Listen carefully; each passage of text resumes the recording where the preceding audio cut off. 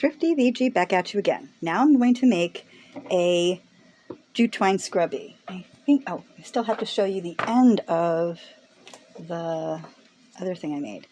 I sewed off the ends and made a knot, and now it fits just over my hand.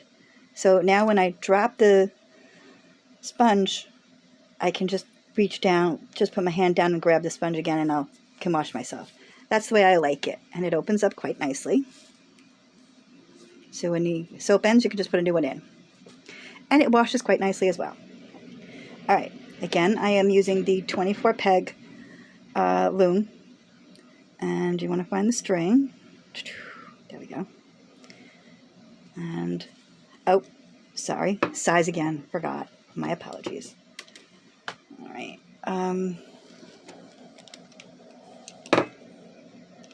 going to use a centimeter side first. 0 goes to here and goes out. You pull this all the way down, and it goes to about 17 centimeters. Okay. Now, the 0 on one side is on the same side as that, so we're going to just turn it over. And it's in between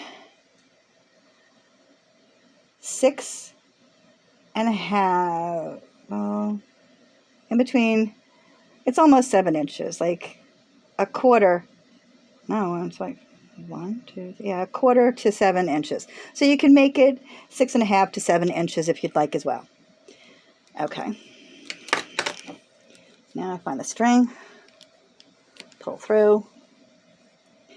The string is very important to have it out there. If you ever buy these looms, they actually tell you how to start it. And then what I'm going to do is I'm going to twist it. And this is how I'm doing it. Back again. Okay. And you want to get the string back to this little knobby right here. Okay. And what we're doing was the loop above the string goes on that one there. And then we put the loops, the first loop that went on is the first loop that goes on this. Sorry, it's getting a little wobbly. And I go all the way around. If you want to speed up till we get to the next spot when we have to start doing the hooking, you can. Because it takes a few seconds to do.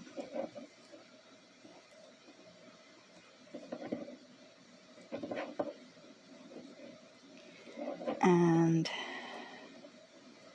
there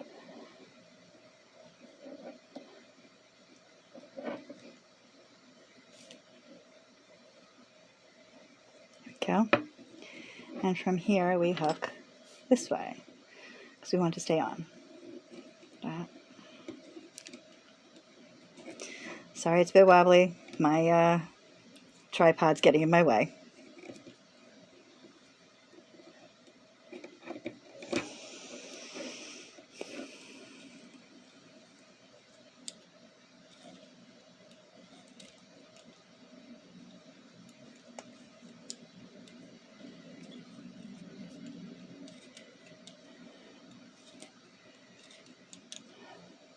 So you can wash these in your washing machine.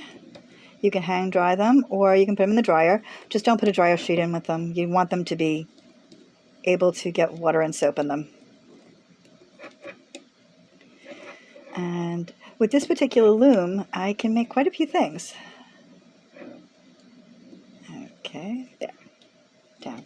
Now I'm not looking for it to go very high, back down all the way to the bottom. Because the next thing we're going to do is change this over here and get the crochet hook out. Again, sorry for the freaking thing. And I'm going to actually turn this so I can put it against my sin, because I like doing this up when it's leaning up against me. See what I mean? I like it when it's leaning up against me when I do this part. So, there we go.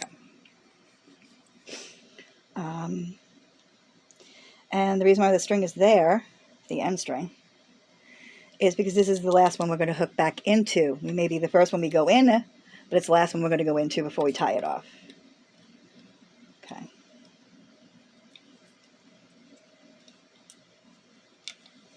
This is, I think, the worst out of the whole thing for doing it, but it's actually worth it because now I have a jute twine scrubby for my kitchen sink to wash my dishes, and it's not something that's not going to decompose. So if I throw it away, it can go to the garbage dump and it'll decompose correctly, where those synthetic sponges won't.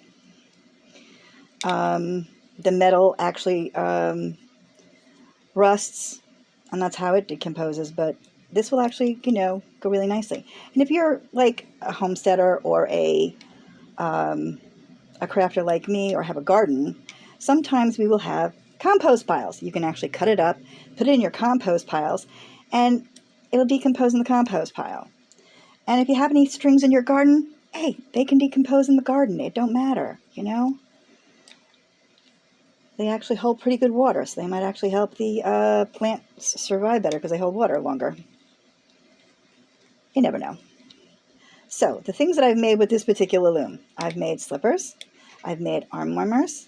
I have made baby skull caps. In fact, I got to make a bunch of them for a friend of mine who's having a baby in June.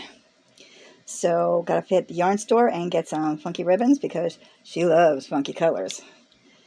And have some funky hats for the baby so she can have her funky self. She likes rainbows and everything else. She's one of those people that loves rainbows. So, baby's going to have all different colors. In fact, I'm probably going to make the baby a rainbow blanket. I'll knit it or crochet it, depends on the mood. But you can make a lot of things. I bought a set of looms when my kids were small, and it's like extra large, regular, medium one, this one, and then I found a smaller one than this one that I can make flowers with. And I have been making things with them.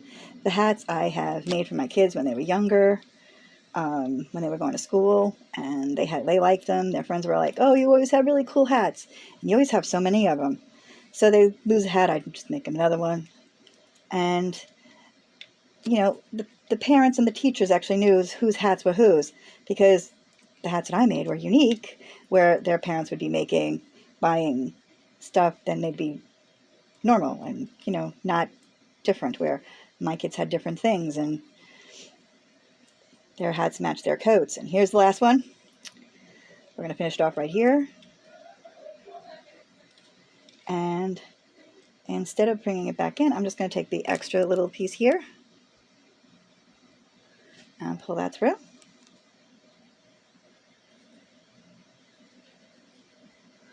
And this is where I knot it off. So, cut it.